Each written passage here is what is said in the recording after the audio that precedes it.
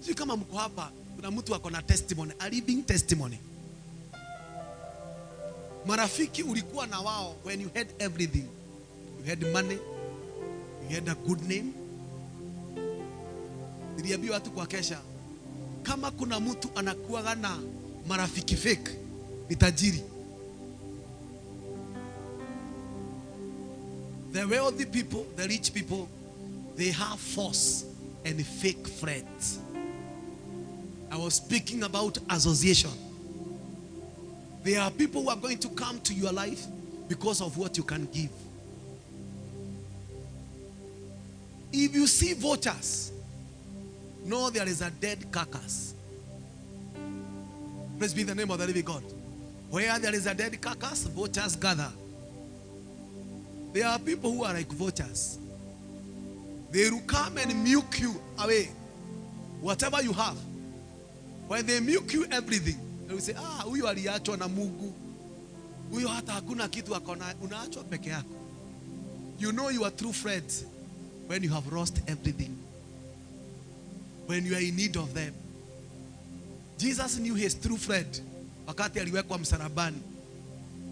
That's the time he knew his true friend. Juu hata ule mtu alikuwa amepea tondo ya sadaka, ndiye alimuuza na akaweka pesa kwa mfuko. The Bible says that Jesus never gave himself to people because he knew what was in the heart of men. Sometimes in this life, nimeanza kusema you guard your heart. There are things that comes on your life. Unaona mtu ulimsaidia from the scratch, akainuka, akabarikiwa, akapanuka. Alafu anakuambia sikukwambia unisaidie. Hallelujah. Hata kama hungenisaidia ningesaidiwa na mtu mwingine. This is the kind of a generation we have. Ungrateful people.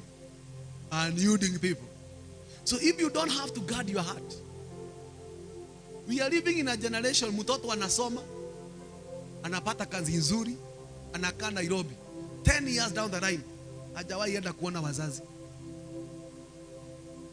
Mimi kuna kitu ilinisaidia. I'm so much intentional.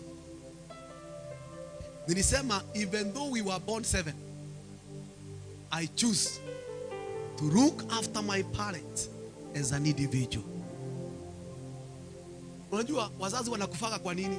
Unasemaga Joroge atamwangalia, Kamau ataenda, Wabui ataenda. Nyinyi wote mnakuta hakuna mtu ameenda.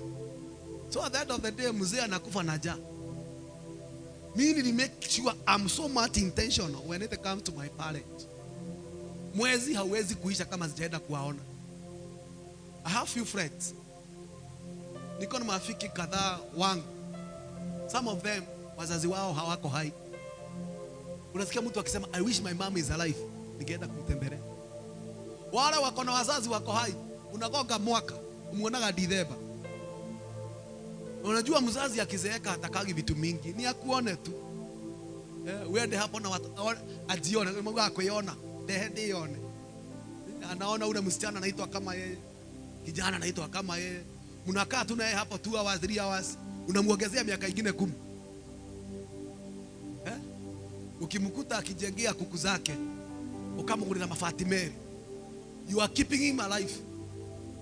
Praise be the name of the living God. And you don't question the father. Deda kuogerera ng'ombe kama ndiko kuogerera 5,000 nigetha atũre muoyo. Juu hiyo ng'ombe ndiyo inafanyaga amuke asubuhi ende akaipe majani.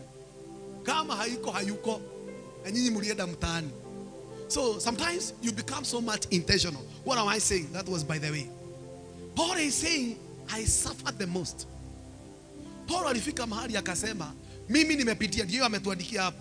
Matthew 5 times I received from the Jews 40 minus 1 stroke. Anasema ile mapigo yote Yesu alipigwa, nilipigwa 40 minus 1 stroke. But I'm still preaching the gospel. I am not ashamed of the gospel. Even though I am persecuted, even though I am in jail, Paul is saying, even though I am chained, my heart is chained, but my heart is alive. Anasema hata kama niko gerezani, mikono yangu imefungwa, moyo wangu uko huru. Ndio maana hata akiwa gerezani alikuwa anaandikia watu. He was writing those letters. Hallelujah. Sometimes we might be going through pain, but you are giving life. We are life givers. Many at the time, The Bible says, out of our belly, streams of living waters will flow. Bwana asifiwe. You need to ask yourself, what is flowing through you? If you see something, someone, whatever is flowing in his spirit, in his mouth, whatever he is saying, it is coming from the depth of his heart, and he is not releasing life, walk away from that person. Ukiona mtu anasema ameokoka na amekobolewa na anaenda biguni, na ile kitu anatoa kwa moyo wake, he is not giving life. Praise be the name of the living God. Instead of giving life, hallelujah, he is killing what is life. Anaua kile ambacho kiko hai. He is speaking negative. His intention is to destroy. Fear those people. And Paul is saying, I have survived. I have been persecuted. I have been fought. I have received 40 minus 1 stroke. 3 times I was beaten with rods. I was stoned. I survived a shipwreck, a snake bite. But he's saying, I'm still standing strong. My message is here. Whatever you are going through will not kill you. Bwana asifiwe. Whatever you have been going through, that affliction, that persecution, that struggle, that shame, it is not going to kill you. 2 Samuel chapter 3 from verse number 1.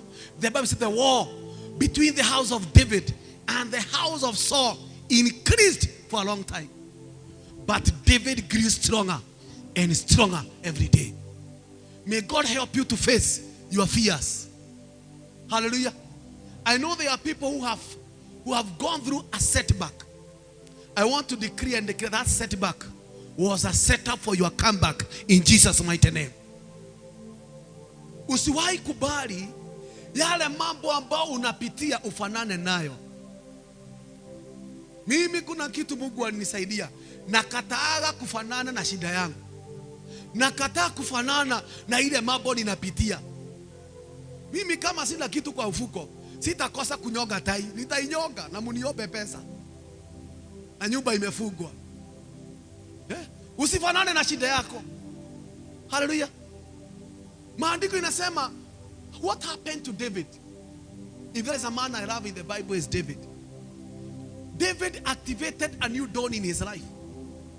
Aliletewa habari akaambiwa mtoto wake amekufa. Daudi kuliko kuomboleza na kuvaa magunia, alienda kwa nyumba kwanza akaitisha chakula akakula. Kuna season inapaswa ukule.